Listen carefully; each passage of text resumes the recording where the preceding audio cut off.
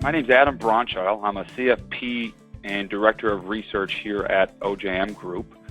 Thanks for joining the webcast today.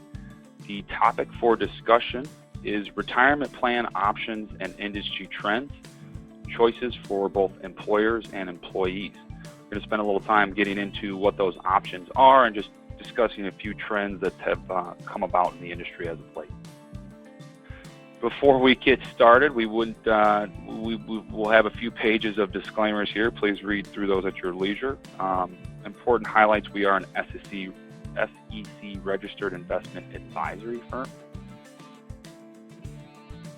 I also wanted to briefly mention to all the folks listening in, there are multiple publications that we have here at OJM Group that we want to make available to all attendees. They are free to all attendees. You can see some of those there on the screen. We will have at the end of the presentation a code where you can actually download an ebook version of all of these. So stay tuned for the back end of the presentation where we'll provide you that code. So without further ado, let's jump into kind of the agenda or the purpose here for today's webcast. Like I mentioned, we want to take a look at retirement plan options. That encompasses both from the employer and the employee side, choosing the right plan for yourself. We also will then focus on some industry trends. Some of those that we will highlight specifically are the decline of defined benefit pension plans, how the burden of retirement is really shifting to individuals, so how that was previously and where that's moving forward. And then also we're going to highlight profit sharing plans specifically. A topic that really keeps coming up in our everyday world is specifically whether to pool a profit sharing plan or have it participant directed, kind of the pros and cons of each and where we see the industry moving there. And then also some potential news surrounding some new legislation here on profit sharing plans specifically. So jumping right in, we have this graphic here where we break down 5 basic retirement plan options. We're not going to go through every single one of these in general, but you can see we really focus on who generally adopts these plans, eligibility requirements, what participants can participate, the investment decisions, who those rely on, how you can contribute, who can contribute, the maximum amounts. We'll also spend some time on vesting schedules, costs of those different plans, deadlines for contributions, etc. I think one of them that I'll highlight, kind of pull out and highlight, is the 401k defined contribution plan. Those seem to be very relevant, very popular in today's world. Typically you see corporations, partnerships, limited liability companies will be the folks that adopt those plans. Now, a lot of these will generally, we show you what the maximum requirements could be, but it's going to vary plan by plan. You know, you look at eligibility requirements, for example, for a 401k. Generally, any employee at least age 21 and 1 year of service, but not all companies have to institute those requirements. If they want to give those right away to folks who just came on to the business last week, for example, they could do that as long as their plan document dictates that. On the investment decision side, defined contribution, so typically you're going to have the participant or the employee manage the investment decisions, meaning which underlying funds make up their investment allocation. Now we've evolved, this has really evolved to where now we typically see a pretty robust mutual fund lineup in most 401k plans. And what that means is you kind of have your different style boxes, your large cap, your international equity, your emerging market equity, your fixed income, and maybe even some alternatives mixed into the fund lineup. And now participants, really, that's evolved from, they can pick that allocation themselves, so how much they want in stocks, bonds, etc. They can work with an advisor if there's an advisor on the plan. So OJM Group, for example, we actually advise on qualified retirement plans for employers. And we will build model portfolios based on 5 different risk tolerance sets. So from conservative all the way to moderate to aggressive. That way they can check a box and have that allocation built out for them. And then the third one would be target date funds. There's been a lot of target date funds really over the last 5-10 years be pushed into these plans, which really helps set that allocation, and it really aligns it with your retirement date. So the older you get or the closer you get to retirement, that fund, it's in a one fund format, is going to get more and more conservative, meaning it's going to add more fixed income exposure as you move along. Contribution limits are going to be different for all these plans, but 401k specifically, it's actually, this is slightly outdated, but it's actually $18,000 now. With the catch-up provision, that's for folks over age 50. There's also, you take that a step further, in a 401k plan, you can have an employer contribution as well, and that can be anything from a matching, based on how much a percentage of the deferral that you're making, they can match that percentage. They could also do what's called a safe harbor contribution based on your compensation. That way everyone gets that same percentage, and it's based on how much you make. So typically we see safe harbors with a 3% match of participant compensation. So you make $100,000, employer is going to put in $3,000 into that plan. Moving a little bit further, like I said, deadlines, costs, these are really all going to vary in terms of the ongoing maintenance and upkeep of these plans, the testing. But again, staying specifically on 401k, the deadline to establish that plan would be the last date of the plan year, which the plan is effective. Typically, from a cost perspective, most 401k plans we see are fairly low cost, although really a lot of it really depends on the underlying mutual funds the participants have access to and how the different parties involved with the maintenance of that plan are compensated. So you typically see some revenue sharing where there's, in terms of ongoing maintenance of a 401k plan, you have a TPA, third-party administrator, record keeper, and then an advisor. So the record keeper obviously would keep track of contributions in and out. So they're obviously, all those different parties are going to be compensated for their services. And depending how, there's what's called soft or hard dollar, depending on what that format is, that may get pushed onto the participants, or the employer might pay it. So that really varies from low to high depending on that complexity and service model. Ongoing maintenance, annual $5,500, that's again what the TPA is going to be doing on an ongoing basis. They're making sure you're staying in compliance with the Department of Labor. And obviously all the new 408 fee disclosures and some of those other important notices that you have to provide to participants on an annual basis. Testing, again, this is all going to be dependent on which features these different plans have, but staying on 401k, there's typically non-discrimination testing that you're going to have to pass. You can get around some of that. I mentioned the safe harbor match, the 3% of comp. You can get around a lot of that testing by implementing a feature such as that. So again, it's really important that you talk with an expert on these different, really in terms of, hey, talking with them and identifying what you want for both you as the employer and then for your employees as well. And making sure, again, you stay in compliance with all of those. From a vesting perspective, all those different sources of contributions are going to have different vesting schedules. As an employee, when the dollars you take from your salary and put into the plan, that's going to be 100% immediately vested. An employer might have a different vesting schedule. Typically, safe harbor, that 3% comp is 100% vested, but anytime they have a profit share, which we're going to briefly touch at the end of this presentation, there could be stipulations where they say, hey, if you leave, and we typically see 6-year scales there, which means year 1 you would get no dollars, year 2 20% and onwards if you were to leave the employee or the employer by that time period. So some of the trends that we wanted to highlight here, employers are really cutting defined benefit pension plans. Traditional defined benefit plans offered by corporations are subject to the same demographic pressures as Social Security. So what I mean, the company's under significant pressure to deliver profits in return to shareholders, and this has led to really cuts in pension and healthcare liabilities owed to employees. And a lot of this has even been taken a step further as folks, a lot of these defined benefits, they're providing or giving you a basic amount in a future year based on when you retire, and a lot of what pushes that is how long your longevity, how long you live, typically when these plans were set up back in the 70s and 80s, you can see what really their heyday, people weren't living quite as long as they do today.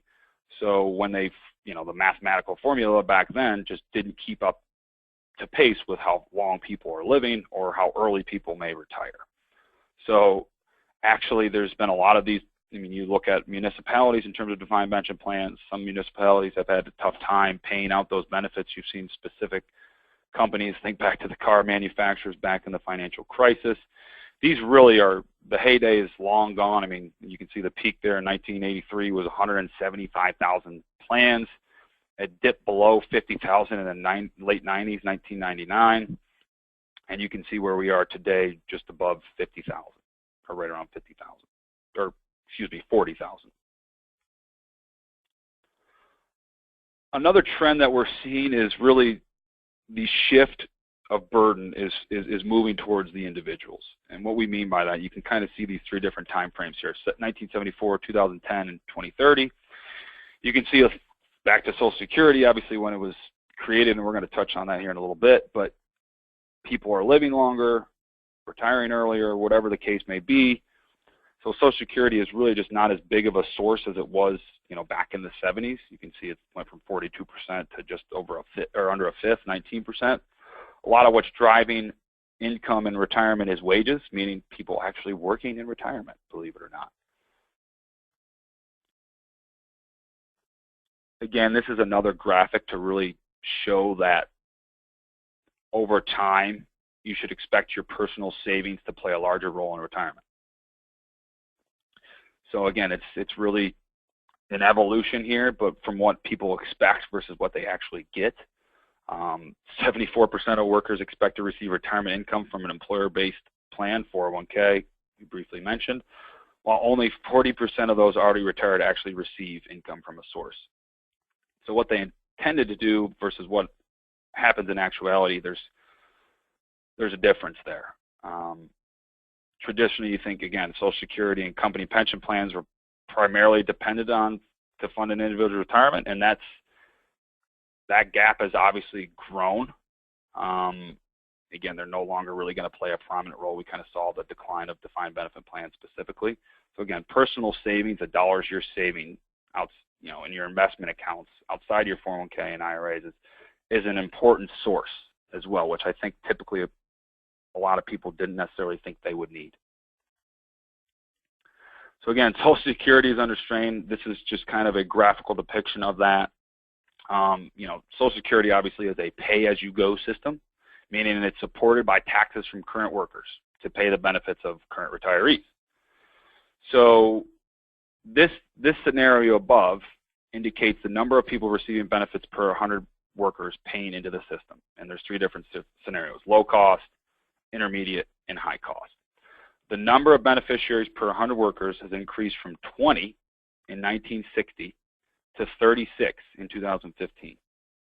That actually is projected by 2050. The number of beneficiaries per 100 is projected to reach 42, 47, and 53 under the low cost, intermediate, and high cost respectively. And since that number of retirees per covered worker is expected to keep rising, what's going to happen? You're going to see a shortfall in the future Social Security funding. I think everyone realizes this. Congress needs to act somehow, whether that's increase payroll taxes, reduce benefits, push back the eligibility date for benefits. They have some options, but the further they delay that action, the greater the pain is going to be for folks long term. Folks, also, retirees should plan for a long retirement. Like I said, at the forefront, people are living longer. You can see here the probabilities for male, female, at least one spouse living in those different ages. Greater than 25% of the folks, male or female, live above age 92. It's amazing. Obviously, things only get more expensive as you get older, and really the big elephant in the room is the medical and healthcare expenses are going to rise considerably, much faster than the rate of inflation. So how you keep up with those as you get older is a crucial part of your retirement. So let's focus here now a little bit, shift gears back to the profit sharing side. So we briefly talked about those options. I really highlighted 401ks, but something I want to talk about was profit sharing plans. This is really a feature that you see a lot of employers add to 401k plans.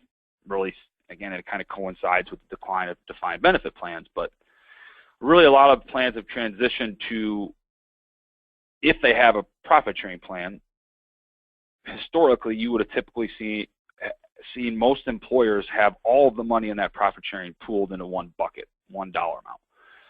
A lot of plans lately have transitioned to participant directed, and a lot of it, again, few of the reasons why they would do that. Employees at different ages want to invest differently. So a managed account is typically too conservative for younger individuals and too aggressive for older individuals. The second point there, over time, employers have become more comfortable with their employees' understanding of investments.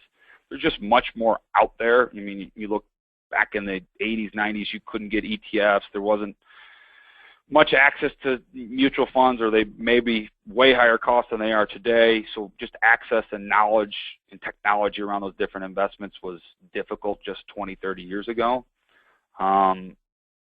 Again, I think this reduces some of the risk for the employer, because as long as they offer good fund options and kind of hit those different asset class style boxes, you don't have to risk that managed account performing poorly for, based on relative to how old the client is, for example.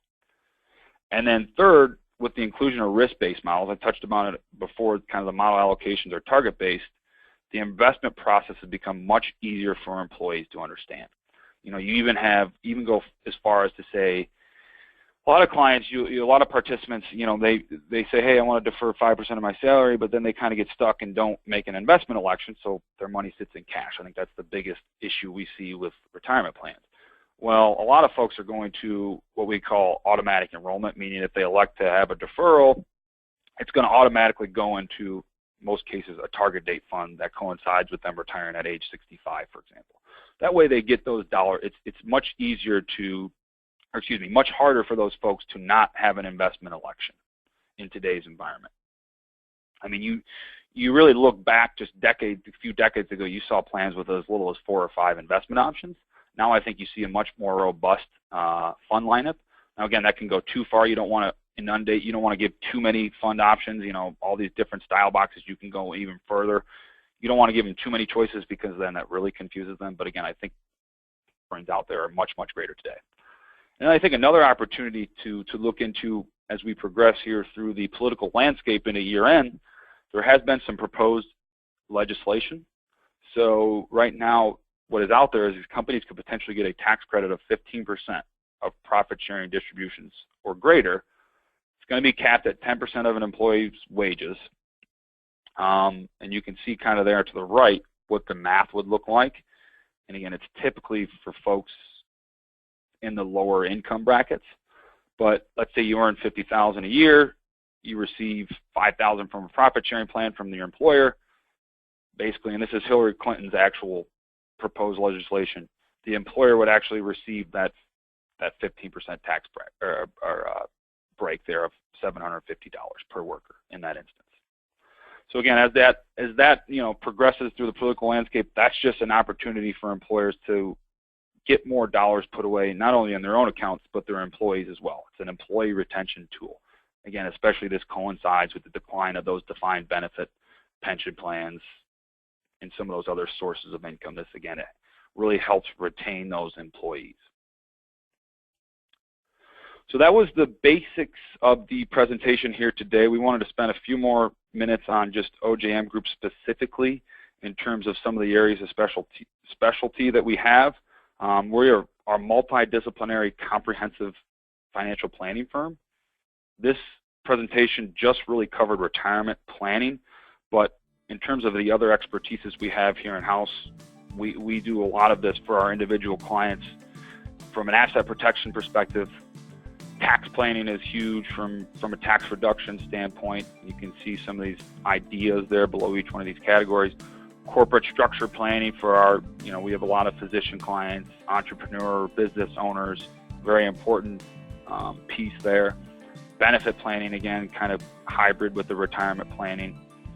Insurance, huge for a lot of our individual clients, whether that's through term life or using a cash value policy to help fund retirement in the future. And then wealth management, which I spend most of my time on managing individual high net worth dollars as well, whether that's from an asset allocation perspective and some of the investments we utilize there.